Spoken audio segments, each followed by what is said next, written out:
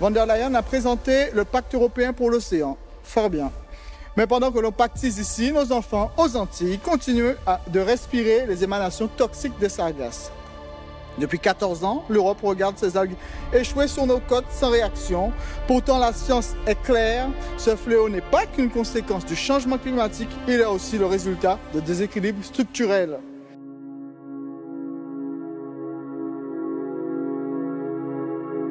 Je suis engagé depuis 2012 avec le Rassemblement national. Je me suis engagé parce que j'avais une volonté de retourner en Guadeloupe, ce si beau territoire, que je puisse mettre les pieds justement dans les organes de décision pour changer l'avenir de la Guadeloupe et changer l'avenir de mon enfant et des enfants de la Guadeloupe. Mais l'impression, c'est que nous devons constamment nous battre pour exister, constamment nous battre pour faire valoir nos idées. Et donc, ce n'est pas toujours facile parce que nous avons l'impression de nous battre contre des gens totalement déconnectés des réalités que nous vivons au quotidien. Vu de la Guadeloupe, j'avais déjà un avis qui était celui de l'oubli, du mépris. En venant ici, tout cela s'est amplifié. On ne parle que très rarement des régions ultra-périphériques. On ne parle que très rarement des Outre-mer qui sont des joyaux pour la France, mais aussi pour l'Europe, parce que nous faisons partie de cette Europe. Il n'y a dans les discours que nous, les patriotes pour l'Europe, qui en parlent le plus souvent. Je pense à mes collègues, Marie-Luce Brasier, je pense à André Rouget et moi-même, qu'à chaque intervention, nous avons un mot particulier pour nos territoires d'outre-mer. Bon, cette commission, effectivement, c'est une commission clé pour nos territoires. C'est elle qui donne les fameux fonds de la politique de cohésion régionale, notamment FEDER, FSE, etc. Nous avons pu obtenir satisfaction sur un certain nombre de points, des éléments qui n'ont jamais bougé depuis 40 ans. Mais nous avons obtenu de la part du commissaire. C'est un homme qui comprend réellement les difficultés que nous vivons. Aujourd'hui, je pense qu'il voit aussi que nous avons fait le bon choix.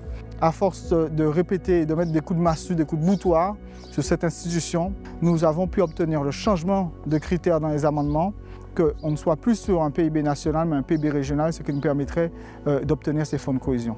Les territoires ultramarins sont européens sans être européens. Nous n'avons pas forcément la même culture, c'est une réalité.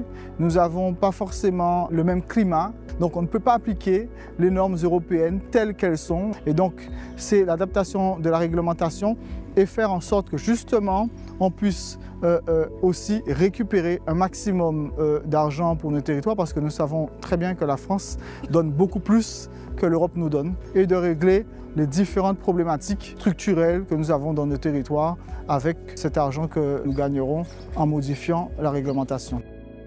Ça nous étouffe les algues sargasses dans nos territoires, Guadeloupe-Martinique.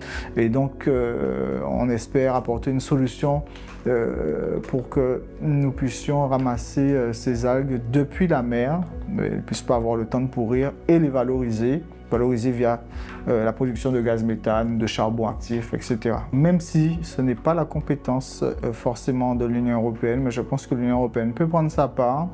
La problématique de l'eau, il faut se dire les choses très clairement. Dans un premier temps, les travaux sont tellement importants qu'il n'y a aucune entité locale capable de faire elle-même les travaux. On parle pour la Guadeloupe uniquement, on parle même pas de la Martinique ni de Mayotte qui sont fortement touchés, la Guyane aussi. On parle d'1 milliard rien que pour le réseau de distribution et autant pour l'assainissement. Donc il faut des moyens financiers supplémentaires. C'est pour ça que nous sommes engagés à faire en sorte justement de changer les critères, d'obtenir plus de fonds pour aider justement à avoir ces financements pour résoudre cette problématique de l'eau, la problématique de la violence qui est multifactorielle, problème de drogue, problème culturel aussi. Pas culturel, ça ne vient pas de notre culture, mais ça vient d'une culture, si vous voulez, d'une gauche qui a accepté la violence, qui ne l'a jamais dénoncée, ni à l'Assemblée nationale, ni dans leur discours. À aucun moment, ils ont eu une complaisance envers cette violence. Nous avons été souvent les seuls à dénoncer cette violence. Elle est rentrée aujourd'hui dans les mœurs de nos jeunes, donc il va falloir la combattre. Il faut l'engagement de tous. Il faut de la fermeté face à cette violence qui se trouve sur notre territoire.